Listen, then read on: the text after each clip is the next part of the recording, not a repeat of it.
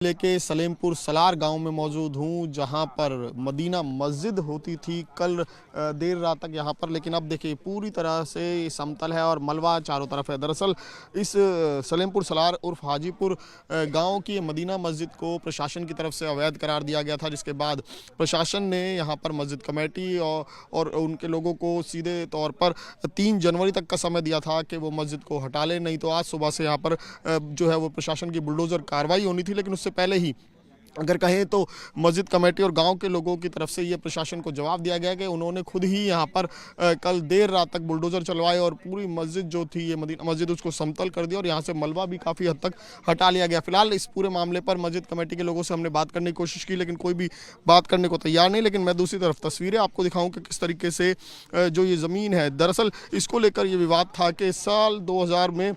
इस ज़मीन को अलॉट किया गया था गरीबों के लिए, लेकिन जिसके बाद 2025 में इस मस्जिद को लेकर एक शिकायत मिली कि यहाँ पर जो है वो जो गरीबों के लिए जो ज़मीन अलॉट की गई थी उस पर कब्ज़ा करके अवैध तरीके से मस्जिद बनाई गई है। एक मंजिला ये मस्जिद थी, मदीना मस्जिद जिसे कहा जाता था। और ये देखिए, ये जो जिस जगह पर मैं खड़ा हूँ, ये हैंडपम्प जो दिख रहे हैं, यहाँ पर वज़ू किया जाता था और यहीं से एंट्री करके फिर यहाँ पर तमाम जो लोग हैं वो नमाज़ अदा करने आते थे। फ़िलहाल यहाँ पर देखिए कल जो रात में है वो बुलडोज़र कार्रवाई खुद जो है मस्जिद कमेटी के लोगों की तरफ से की गई है। और जिस तरीके से, क्योंकि इसको लेकर सवाल थे कि गरीबों के लिए जो ज़मीन अलॉट की गई थी उस पर अवैध कब्जा करके जो है ये मस्जिद बनाई गई है, जिसके बाद प्रशासन की तरफ से मस्जिद कमेटी को नोटिस दिया गया और बाकायदा नोटिस में तमाम सुनवाई हुई। सुनवाई के बाद लेखपाल की रिपोर्ट आई, जिसके बाद ये कार्रवाई की बात हुई कि ये साफ़ हो गया कि मस्जिद जो है वो अवैध तरीके से बनाई गई है, जिसके बाद यहाँ पर प्रशासन की कार्रवाई जो है वो सुनिश्चित की गई। लेकिन उससे पहले 3 जनवरी तक की मोहलत दी गई थी कि मस्जिद कमेटी के लोग या गांव के लोग इस मस्जिद को खुद ही हटा लें, और वही उन्होंने किया भी। कल जो जानकारी मिल रही थी, कल सुबह जो है यहाँ पर